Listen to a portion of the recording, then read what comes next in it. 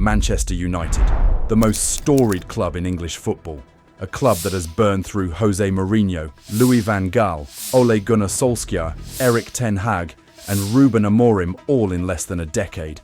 And now, sitting in that dugout at Old Trafford is a quiet, composed 44-year-old man who used to run that midfield for 12 years.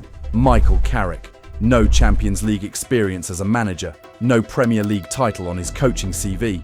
But right now, in February 2026, he has Manchester United winning again. 5 wins from 6 games, 1 draw, unbeaten.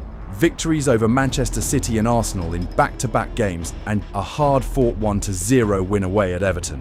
4th place, Champions League football within touching distance. So the question on everyone's lips right now is simple. Should Michael Carrick be the permanent manager of Manchester United?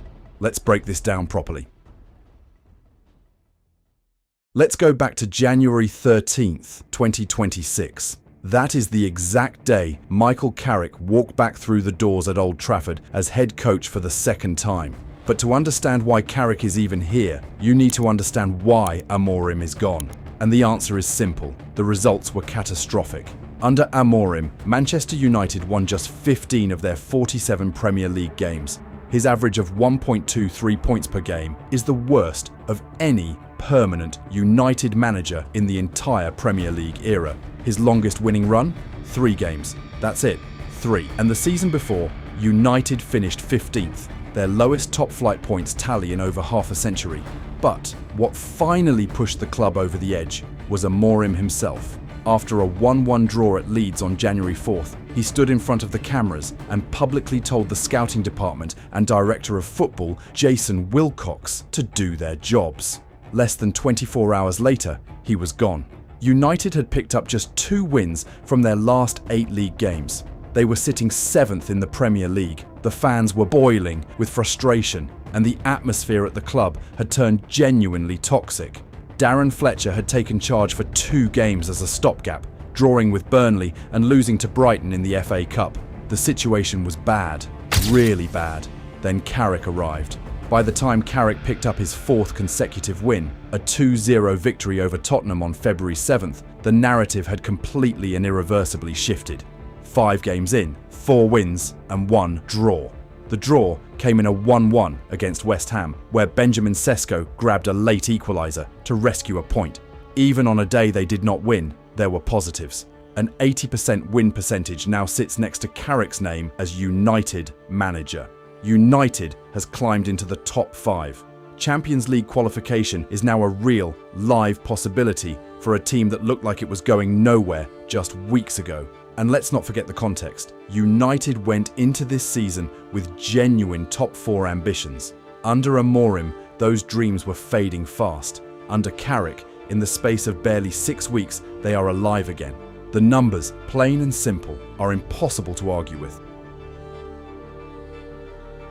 When results like these start coming in, the big opinions are never far behind. And some of the most powerful voices in football have started making their feelings very publicly known. Let's start with Wayne Rooney, Manchester United's all-time leading scorer, the man who has lived and breathed that club more than almost anyone. He went on the overlap and said it straight. The club has been through Mourinho, Van Gaal, Ten Hag, Amorim, and Carrick makes sense.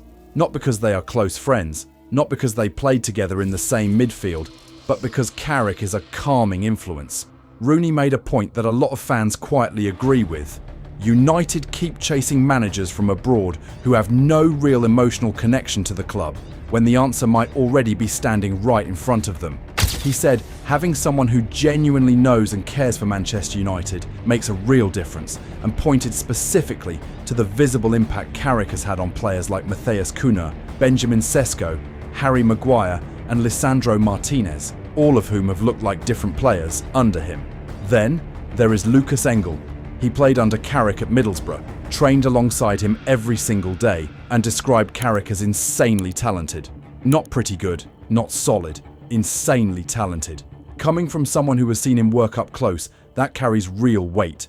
And then there is Carrick himself. Asked directly whether he wants the job permanently, he called it the ultimate role. Calm, measured, no desperation, no political game playing, just quiet confidence. And that composure, sources say, is actually what got him the interim job in the first place.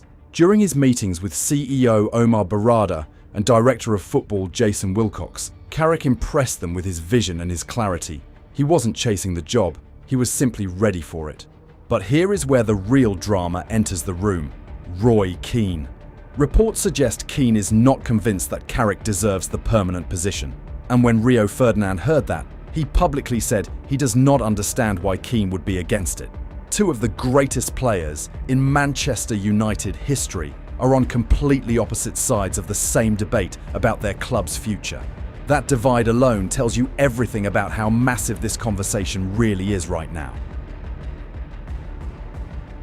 Here is where things get complicated.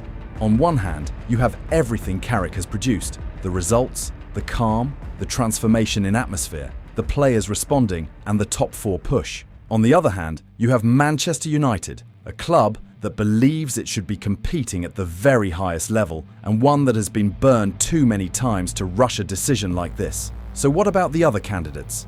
Thomas Tuchel has committed his future to England. Carlo Ancelotti is already in charge of Brazil, and several elite options once linked with United are either tied to current projects or no longer realistic targets, while Tottenham have now filled their own managerial vacancy. There were even reports that United sounded out former boss Ole Gunnar Solskjaer after Amorim's departure. But as February progressed, there were reports that Carrick had moved into pole position for the permanent role, with rival options gradually falling away and momentum increasingly shifting in his favour. But United's internal message is clear. Sources told Team Talk that Carrick will not simply be handed the job on the back of a good run of results. The hierarchy wants to be fully convinced he is the outstanding candidate in the field. A clearer picture of their options is expected to form by the end of April. And yet, here is the thing. Think about the last 4 permanent appointments at this club. Mourinho, Van Gaal, Ten Hag, and Amorim. 4 big names. 4 big appointments that delivered moments of success and domestic trophies in parts, but ultimately proved hit-and-miss runs rather than lasting solutions. At what point does Manchester United stop looking outward and start looking inward? Carrick played at this club for 12 years. He won 5 Premier League titles there as a player.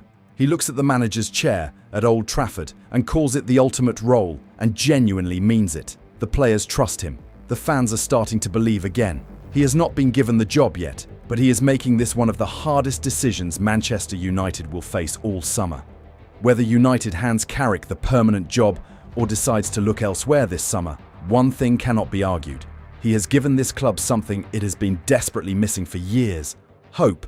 And right now at Old Trafford, that means everything. Let me know in the comments what you think. Should Carrick get it? See you in the next one.